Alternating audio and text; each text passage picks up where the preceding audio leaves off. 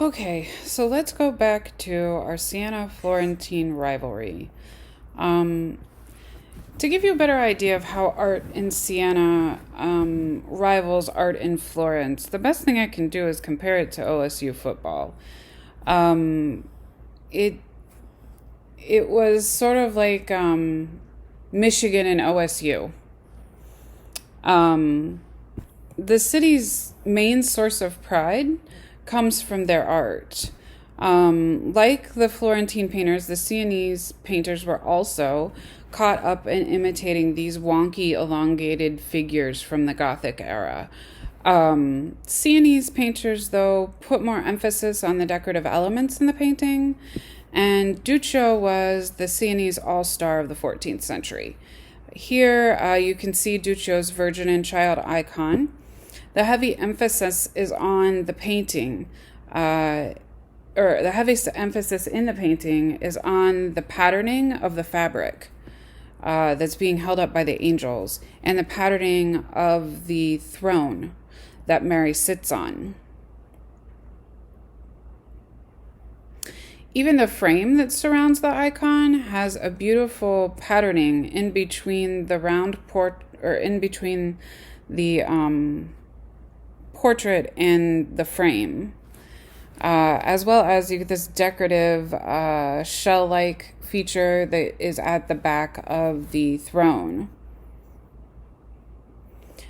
The emphasis that Giotto places on humanistic traits of the angels were not quite as pronounced in the Sienese paintings. You can see that the angels have human traits, and they're somewhat individualized, more so than, say, Cimabue's, but definitely not as individualized as Giotto's.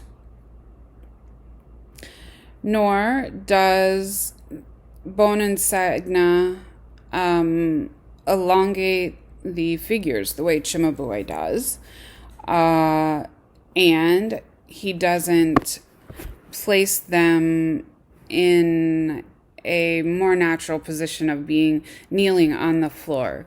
They do stack, and so it seems that the ones that are closest to us, the ones at the bottom, are a little bit closer to us than the ones at the top, but they really don't have a spatial reference within the composition. He does make some attempt at communicating perspective. He shows us lines that recede into space, mostly on the throne that the Madonna sits on. So this is Bonensagna's Maestal altarpiece. It was made for the Sienese Cathedral in 1308. It's a large altarpiece. It was commissioned by the cathedral and is made from many wood panels that were put together. It has a front and a back so that the viewer can walk completely around the altarpiece, and the lower section of the altarpiece is called the predella. It was used to give the person who was kneeling at the icon something to focus on while praying. Duccio signed this work of art where Mary's feet rest at the base of the throne. The signature runs around the platform that she rests her feet on. The work is massive. It's 15 by 20 feet, and it depicts Mary as the queen of the heavenly court.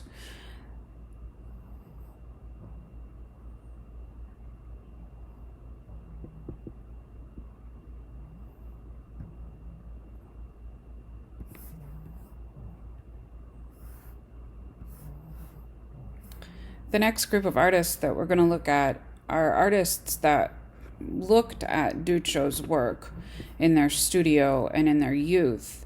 And the work of art made tremendous impression on the Lorenzetti brothers.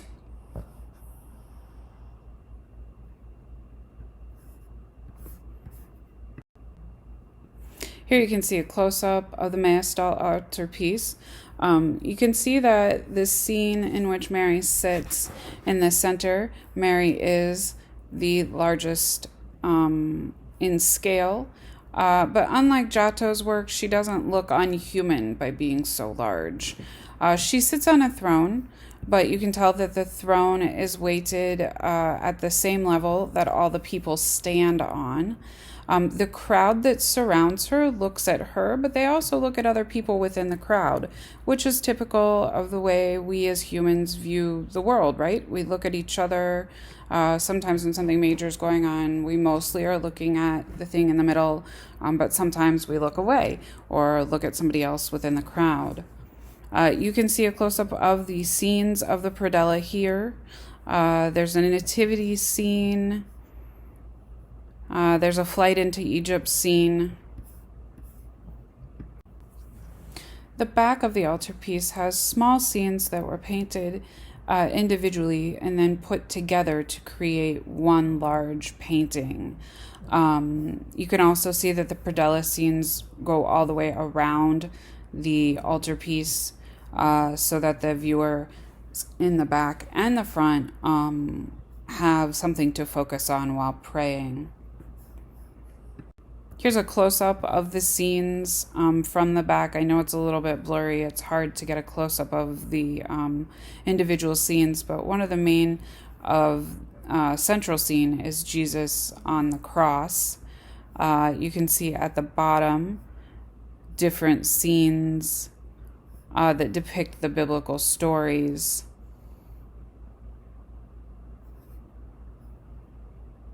They are scenes that take place here on earth. They all have a humanistic element to them. The people all are very much images that are humanistic and the forefront of thought in the world of the Proto-Renaissance world and the new idea set that religion is for people who are here on earth. Therefore, we should make our religious figures here on earth as well. Okay, so before we move on, I want to go back to the Lorenzetti brothers because the Lorenzetti brothers were heavily influenced by Duccio.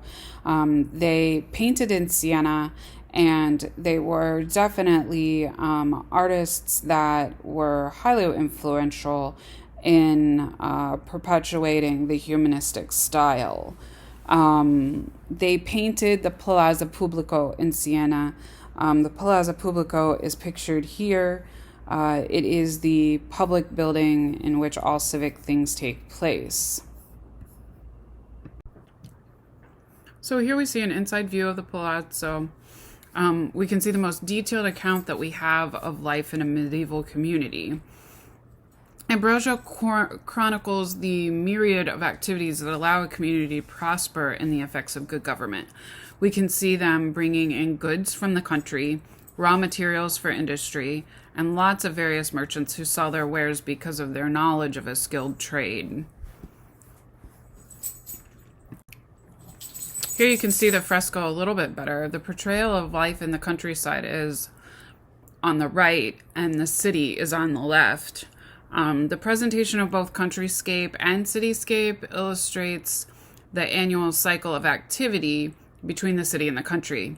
Here, life in the countryside, immediately outside of the city, shows the sowing of seeds for crops that will be sold in the market at harvest time. Aristocrats go out from the city to hunt, and farmers bring in their livestock and goods to the city for sale. Ambrosio's portrayal of the countryside is revolutionary in the history of art because it's the first landscape that was based on a specific geographical location. If you look at the next slide, you will see that Ambrosio has depicted the annual topography of the city of Siena. He's depicted the actual topography of the city of Siena. Additionally, this is a rare work of art because it depicts a complete secular subject. Here you can see the city in which Ambrosio is basing the city off of. It is the city of Siena. This was a really important work. The separation of church and state doesn't happen for a really long time.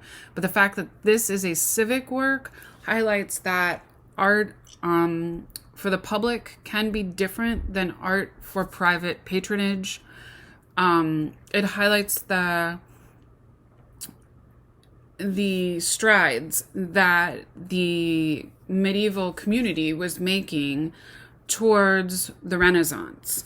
And it highlights how the Renaissance came about, meaning that the city was getting strong, and we're seeing the precursor of its strength right here.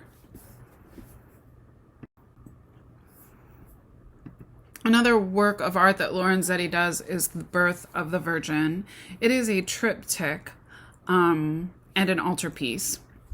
And it was commissioned for the Siena Cathedral. It was completed in 1343 by Pietro Lorenzetti. It's a tempera on panel painting that celebrates the Virgin, who is the patron saint of Siena. Lorenzetti is known for this painting because it is a genre scene. A genre scene is a painting that represents a theme of something that happens at home. And so The Birth of the Virgin is a scene of everyday life in the household, right? It's a scene of a woman giving birth. Excuse me. It's a scene of the woman giving birth. And of the father sitting outside of the bedchamber waiting for the baby to be born. Mary's mother lays in a bed. It's represented with this checkerboard pattern, which helps to communicate space recession. So as the vertical and horizontal lines that we call orthogonals recede into space, they change in terms of width. And so you get this idea that the painting recedes into space. It makes the Virgin Mary more human. She was born into this world just like anybody else. You can see the midwives who are standing at the end of the Virgin Mary's bed.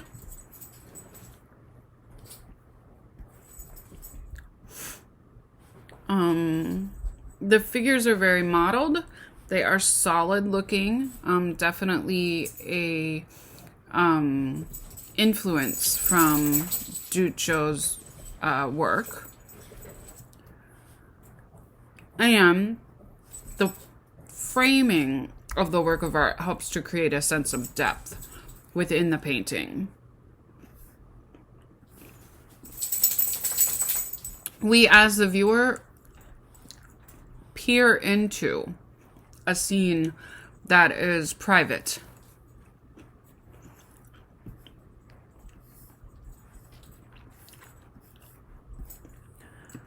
Well, not everyone is in love with the new humanism that is dominating the avant-garde in art during the Proto-Renaissance time. The people who don't like the new humanistic art are the people of the court. They recognize that humanism is a rise of the individual. They also recognize that if at some point the individuals realize that they outnumber the clergy and the royal court is no longer going to be able to keep power within the region. And so you get artists like Simone Martini and Lippo Memmi, who create works of art that are more catered to the royal patrons. This style is called the International Gothic style, and it looks different than the Proto-Renaissance style. It doesn't have an earthly setting. It's usually gilded completely in gold. You can see that the background is solid gold. It also usually has a very ornate sense of framing, like this work of art does. It has an emphasis on elongation. And you can see that the figures feel otherworldly. They don't feel human like the other works of art that we've looked at.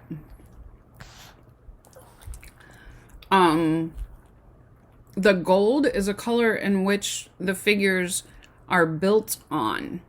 They are not, they don't have any natural background to them. They don't have as much weight. You can see that Mary pulls at her clothing. It's an elegant gesture that symbolizes nobility.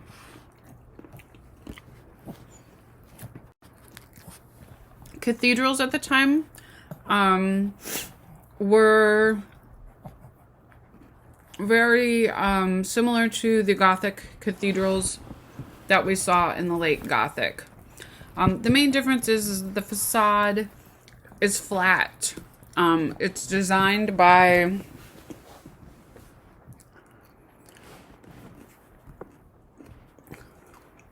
I'm sorry, I don't pronounce that Italian name very well. Maitini. It is the Orvieto Cathedral in Orvieto, Italy. And it's a cathedral that is more reminiscent of the Renaissance times. The facade is flat, but it still has an emphasis on elongation like we saw in the Gothic styles. The original design of the cathedral was Romanesque, and you can see that behind the facade. The facade was redesigned by Mattani, and he tries to hide the chunky style that the Romanesque building has, and he does that with emphasis on elongation and the thinness of the front of the facade of the building.